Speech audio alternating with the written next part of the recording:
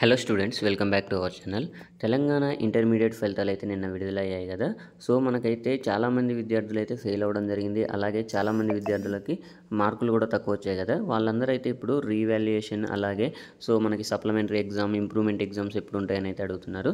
అలాగే ఈ రీవాల్యుయేషన్కి ఎలా అప్లై చేసుకోవాలనేది అయితే నేనైతే ఈ వీడియోలో పూర్తి సమాచారం అయితే ఇస్తాను. మీరైతే వీడియోని స్కిప్ చేయకుండా ఈ వీడియోని అయితే ఒక లైక్ చేసి, మీకు ఇంటర్మీడియట్లో ఎన్ని మార్కులు వచ్చాయి, అంటే మీరు పాస్ అయ్యారా, ఫెయిల్ అయ్యారా అనేది అయితే కింద కామెంట్ సెక్షన్లో అయితే కామెంట్ అయితే తెలియజేయండి. అలాగే మీకు ఎన్ని మార్కులు వచ్చాయి, ఫస్ట్ ఇయర్ అయితే first year marks, second year అయితే సెకండ్ ఇయర్ మార్క్స్ అయితే కింద కామెంట్ సెక్షన్లో కామెంట్ అయితే తెలియజేయండి.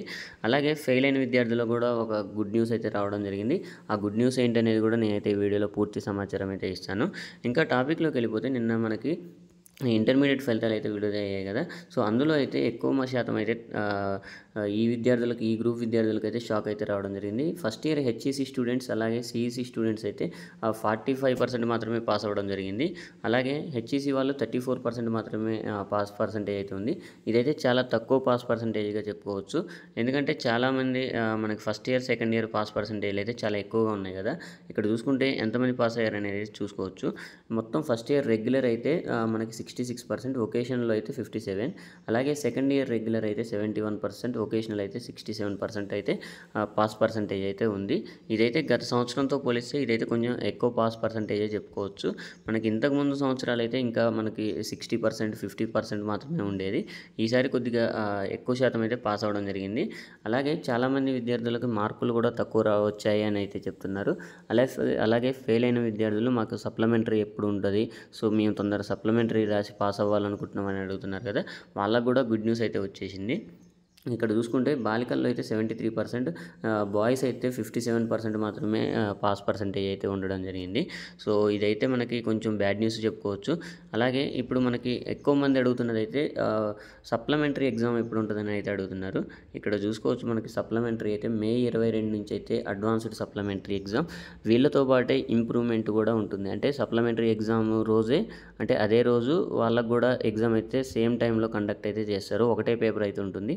అంటే ఎవరికైతే మార్కులు తక్కువ వచ్చి వాళ్ళకి ఇంకా ఎక్కువ మార్కులు కావాలనుకుంటారు కదా, వాళ్ళైతే అందరూ ఒకటేసారి అయితే రాయాల్సి అయితే ఉంటుంది. ఇంప్రూవ్మెంట్ రాయాలనుకున్న వాళ్ళు ఇది ఓన్లీ ఇంప్రూవ్మెంట్ అనేది సెకండ్ ఇయర్ వాళ్ళకైతే ఉండదు. ఓన్లీ సెకండ్ ఇయర్ వాళ్ళకి సప్లిమెంటరీ ఎగ్జామ్ మాత్రమే ఉంటుంది. ఇక్కడ చూసుకుంటే May 22 నుంచి అయితే పరీక్షలు ఉంటాయని అయితే చెప్పింది. June 3 నుంచి 6 వరకు అయితే ప్రాక్టికల్స్, అంటే మనకి ఎవరైనా ప్రాక్టికల్స్లో కూడా ఆబ్సెంట్ అయిన వాళ్ళు, ఫెయిల్ అయిన వాళ్ళు ఉంటారు కదా, వాళ్ళకు కూడా June 3 నుంచి అయితే ఈ ప్రాక్టికల్ ఎగ్జామ్స్ అయితే ఉంటాయి. అలాగే రీవెరిఫికేషన్, అంటే మనకి ఎవరికైతే మీకు మంచిగా ఎగ్జామ్ మంచిగా రాసినా కానీ మీకు మార్కులు తక్కువ వచ్చాయని అనుకుంటారు కదా, సో వాళ్ళైతే రీవెరిఫికేషన్ ప్రాసెస్కి అయితే అప్లై చేసుకోవాల్సి ఉంటుంది. అంటే మీకు ఏమైనా కాన్ఫిడెన్స్ ఉంటే ఈ రీవెరిఫికేషన్ కోసం అయితే, ప్రక్రియ కోసం అయితే అప్లై అయితే చేసుకోవాలి. దీనికి సంబంధించి April 23 నుంచి April 30 వరకు అయితే ఫీజు చెల్లించాలి. అంటే మీరు ఒక్కొక్క పేపర్కి ఇంత అమౌంట్ అనేది అయితే ఫీజు అయితే చెల్లించాలి. ఈ రీవెరిఫికేషన్ ప్రాసెస్ కూడా ఎలా అప్లై చేయాలనేది అయితే నేను నెక్స్ట్ వీడియో అయితే చేస్తాను. మీరు ఆ వీడియో కావాలి అనుకుంటే, ఎలా అప్లై చేసుకోవాలి వీడియో కావాలంటే కింద కామెంట్ సెక్షన్లో కామెంట్ అయితే తెలియజేయండి. చాలామంది అడుగుతున్నారు, రీవెరిఫికేషన్లో ఏమైనా మార్క్స్ కలుస్తాయా, అంటే మేము రీవాల్యుయేషన్ చేయించుకోవాలా లేకపోతే రీవెరిఫికేషన్ చేయించుకోవాలని అయితే అడుగుతున్నారు. రీవాల్యుయేషన్ అంటే మీ పేపర్ కరెక్షన్ అయితే మళ్ళీ చేయడం జరుగుతుంది.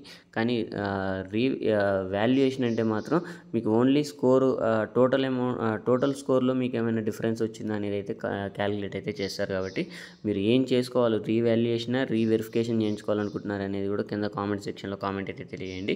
సో ఇది April 23 నుంచి, అంటే మనకి ఈ రోజు నుంచి అయితే ఇది కూడా అప్లై అయితే చేసుకోవచ్చు అని అయితే చెప్తున్నారు. కాబట్టి సో మీకు ఇంటర్మీడియట్ ఫస్ట్ ఇయర్, సెకండ్ ఇయర్లో ఎన్ని మార్కులు వచ్చాయి అనేది అయితే ఖచ్చితంగా కింద కామెంట్ సెక్షన్లో కామెంట్ అయితే తెలియజేయండి. ఈ వీడియో కనుక మీకు నచ్చితే ఒక లైక్ అయితే చేయండి. Thank you for watching.